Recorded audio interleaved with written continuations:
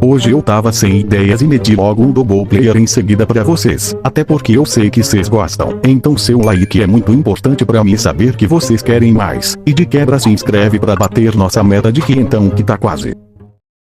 Tempo depois deles serem aprovados como players, vemos nosso prota perguntando ao Del se ele sabia o que era um celular. Ele responde que não, ou perguntando se ele queria que ele olhasse isso pra ele. Ele fala que não precisava e sai da sala. Lá ele fala que se tiver alguém além dele que sabe o que é um celular, significaria que ele não era o único reencarnado nesse mundo. Nesse mesmo momento vemos um cara que estava ouvindo aquela conversa sobre o celular, e ele estava levando essa informação para aquele cara com máscara de corvo, que fala que ele fez um bom trabalho, o que significava que agora a missão dele era pegar o item, e ele daria metade da recompensa pra ele. Ele obviamente aceita, mas quando ele se vira pra poder ir, o cara faz um buraco no meio do peito dele, dizendo que a localização do item estava segura, então só precisavam prosseguir com o plano.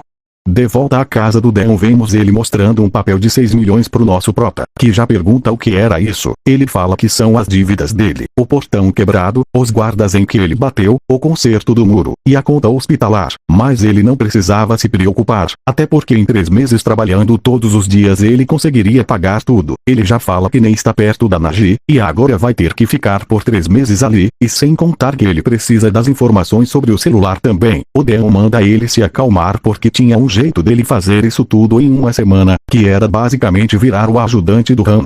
Lá a Libur está puta por ter que ficar com ele por uma semana, mas nosso prota fala que a maior parte da dívida era para cobrir a conta médica dos guardas que ela mesmo bateu, então não era para ela ficar reclamando. O Han já manda eles calarem a boca e o seguir, se perguntando no que o Deon estava pensando quando pediu justamente ele para ficar com eles. Voltando um pouco no tempo vemos que o Deon estava falando com ele que se ele pudesse ele mesmo faria isso, mas ele precisava deixar a vila por um tempo, o que significava que o braço dele estava pronto.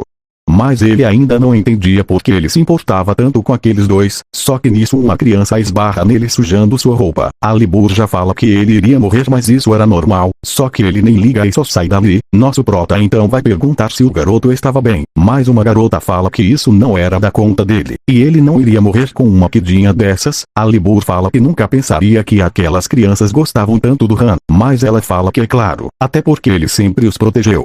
Tempo depois vemos nosso prota falando com Han que pelo que parece ele era bem popular com as crianças. Ele responde falando que se for pra falar de popularidade ele também era bem conhecido. Na mesma hora um monte daquelas criaturinhas sobem em cima dele, mas o Han fala pra ele sentir orgulho, porque essas criaturas são seres espirituais que geralmente não se aproximavam das pessoas, até para tocar neles era difícil. Mas como ele pensava, eles não estavam o protegendo por coincidência. Só que nisso acontece uma explosão atrás deles, e estava vindo de onde aquelas crianças estavam. Nosso prota já pergunta onde estava o Deon, mas ele fala que ele estava indisponível nesse momento. Então era para ele ir chamar os guardas, porque ele iria fazer o óbvio. Indo pra lá ele pergunta o que o Deon estava pensando em sair da vila sabendo que as coisas estavam começando a piorar, mas nisso ele é explodido por um cara falando que ele estava atrasado. Só que pelo visto iria ser difícil queimar o pano dele, que já vai pra cima dele falando que devia executá-lo. Ele até consegue se defender do ataque mas toma uma joelhada em seguida. Ele então prepara um ataque de fogo mas erra dando a abertura pro Han dar um soco que o faz voar longe. Mas ainda não tinha acabado, porque tinha mais pessoas, só que eles são facilmente imobilizados. O cara fala que perdeu admitindo a derrota, mas ele também tinha perdido, porque o propósito deles foi concluído. Voltando pro nosso prota vemos que eles estão com aquele cara do teste em um beco. A Libur fala pra ele que iria dar merda, porque eles estavam cercados. Ele já pede desculpas porque eles tinham que chamar os guardas, então eles poderiam conversar depois, mas ele fala que isso não seria bom, até porque ele era o responsável pela explosão, mas não era pra ele se preocupar, porque se ele entregasse o celular ele iria deixá-lo viver, mas nosso prota não podia entregar, mas ele também não podia botar sua vida em risco, então ele decide fazer isso da forma mais pacífica possível, que era entregar o celular.